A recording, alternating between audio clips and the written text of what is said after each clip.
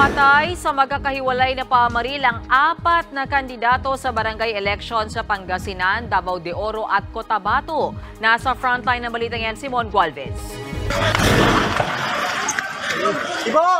Nabulabog ng sunod-sunod na putok ng baril ang barangay Rosary Heights 12 sa Cotabato City pasado alas 9 kagabi. Punta niyo si Cap. Sino Mariboy? Si Bimbo. 3 ang patay sa insidente, kabilang ang 2 kandidato sa pagkabarangay Kagawad at 1 sibilyan. Base sa investigasyon, nagdidikit ng tarpaulin ng mga biktima nang bigla silang paulanan ng bala. Agad namang naresto ang 12 sospek, kabilang ang 1 pulis. Nakakulong na sila ngayon habang inaayos ang kasong isasampa laban sa kanila.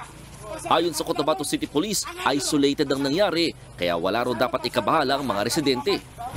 We assure and ensure that the safety of the voters or the constituents, particularly in that barangay, that they don't have any worries.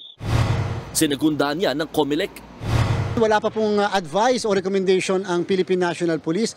Hintayin po natin dahil sa development na pangyayari na pagkamatay at isang insidente, isang karumal-dumal na krimen na at least at this point kinukonsider natin election-related.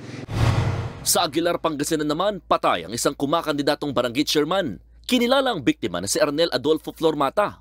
Base sa investigasyon, nagpapalit ng damit si Flormata sa kanyang kotse matapos ang meeting de avance nang bigla siyang barilin ng hindi pa nakikilalang lalaki. Nakatakas ang sospek sakay ng tricycle. Dahil sa insidente, posible umanong mapabilang ang barangay Bayawas sa COMELEC areas of concern. Sa Montevista, Davao de Oro naman, patay din ang tumatakbong kapitan na si Alvin Garcia matapos siyang barilin ng mga hindi pa nakikilalang gunman kaninang umaga. Away politika ang isa sa mga tinitingnang motibo sa krimen. Sa pinakauling tala ng COMELEC, 25 na ang election-related violence ngayong 2023 barangay at SK elections. Nananawagan ng COMELEC sa mga otoridad na mas paigtingin pa ang pagbabantay sa mga checkpoint para maiwasan ang karahasan. Nagbabalita mula sa frontline, Mon Gualvez, News 5.